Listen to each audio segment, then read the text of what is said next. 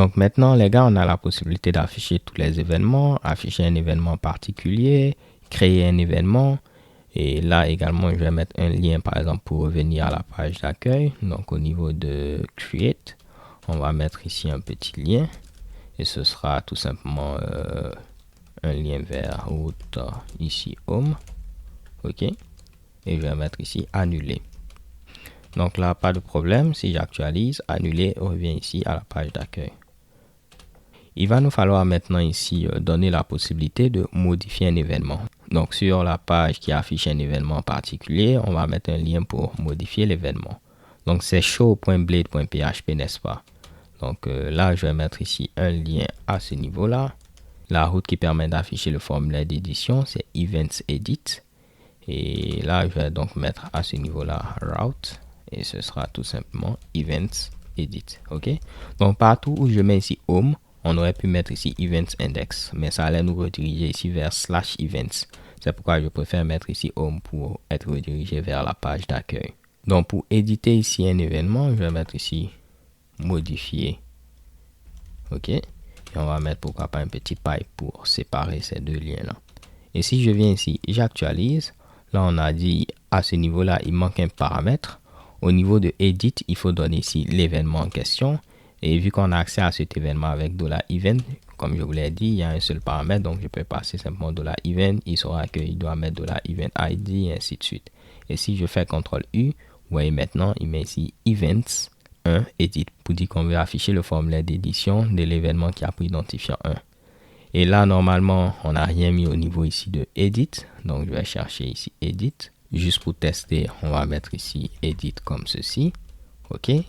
Je vais actualiser et checker bam. Donc là, on doit tout simplement retourner une vue qui va afficher le formulaire d'édition, events.edit, et on va passer également l'événement qu'on souhaite modifier. Donc, je vais faire ici compact event. Donc, ce qui veut dire que via ici cet identifiant là, OK, je dois pouvoir ici retrouver mon événement. Donc, ce sera la même chose qu'on a eu à faire ici, et je vais coller ce Mitsubishi là. OK. Donc là, normalement, on nous dira que la vue edit n'a pas été trouvée. Donc, si je viens à ce niveau, je vais créer edit.blade.php. Je vais prendre la même chose qu'on a eu à mettre au niveau ici de create. Je vais mettre cela au niveau de edit. Et là, ce sera ici éditer. OK. L'événement. Et je vais mettre l'identifiant de l'événement. Je vais mettre ici dièse, suivi ici de l'identifiant de l'événement. C'est ici event ID. OK. Et lorsqu'on veut éditer un événement, bon, là, on va modifier que ce soit le titre ou la description. Donc, je vais faire une requête de type put, OK. Et puis, lui et le nom de la route, c'est events.update. Donc là, ce sera ici events.update. Et comme je vous l'ai dit, il n'y a pas ici put et patch ni delete de façon native actuellement au niveau des navigateurs. Donc, on met ici post, mais on va rajouter un champ input de type hidden, de type hidden, qui aura comme nom ici underscore méthode, et comme valeur, ce sera ici put pour dire qu'on veut faire une requête de type put, OK. Et si je viens à ce niveau-là, j'actualise, là on nous dit que pour la route events update, on a oublié de passer le paramètre.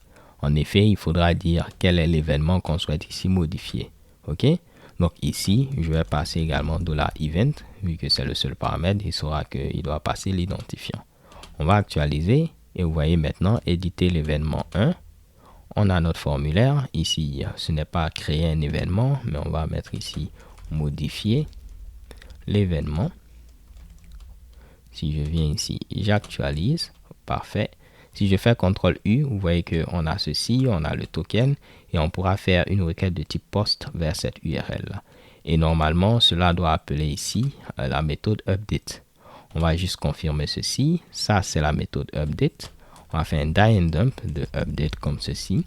Et si je clique pour faire modifier l'événement, vous voyez ici update. Juste pour vous le prouver, c'est parce qu'on a mis ici ce put-là. Si on ne l'avait pas mis, les gars, vous allez voir qu'il ne saura pas qu'il doit appeler ici update. OK? Là, on nous dit qu'on ne trouve pas la méthode en question. Et comme je vous l'ai dit, en lieu de place d'écrire ceci, vous pouvez utiliser simplement ici un helper qui a pour nom ici méthode field.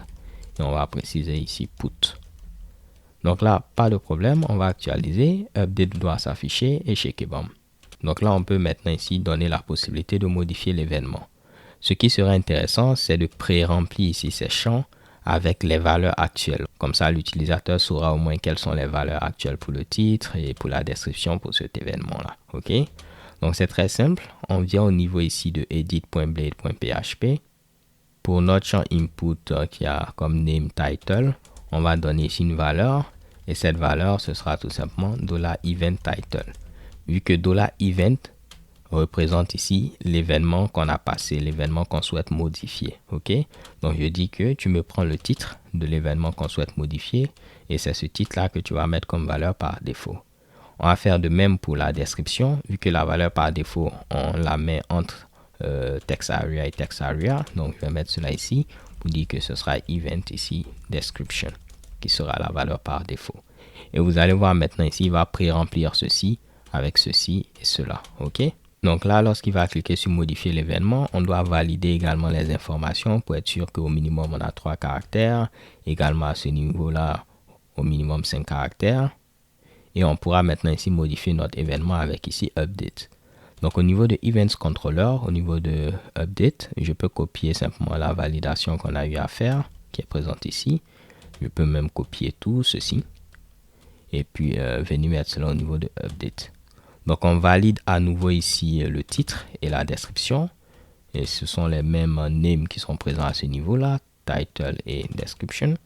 On vérifie que ces deux ont été remplis. Minimum 3 pour le titre, minimum 5 pour la description. Et là, ce sera ici update. OK.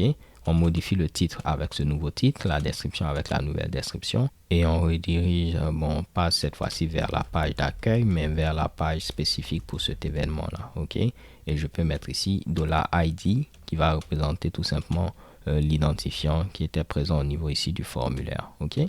Et ça va être bel et bien ce qu'on doit passer comme paramètre à notre route.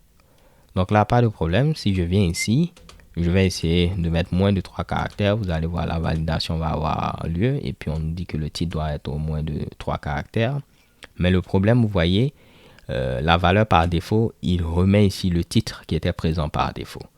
Alors que ce qu'on veut, c'est la valeur qui était précédemment entrée. Si elle existe, c'est ce qu'on met. Dans le cas contraire, on met ici la valeur actuelle pour le titre de l'événement. OK? Donc, ce que je vais faire, c'est quoi? Au niveau de edit.blade.php, je vais dire que pour la valeur, on va essayer de voir est-ce que d'abord, il y a la valeur qui a été précédemment entrée. Donc, on a vu qu'on peut prendre cela avec alt. OK? Ce helper alt title. Donc, si alt title existe, alors pas de problème. On va utiliser à ce niveau-là alt title.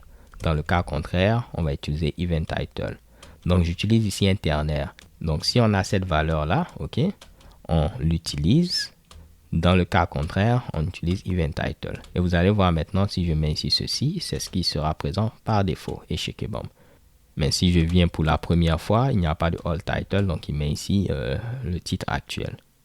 En lieu et place d'écrire cela comme ceci, vous voyez que vu que ce qui est présent ici, c'est la même chose que ce qui est présent ici, on pouvait réécrire en mettant directement ici. C'est-à-dire que si ce qui est ici est évalué à true, alors c'est ce que tu vas retourner. Dans le cas contraire, tu vas retourner ici ce qui est ici.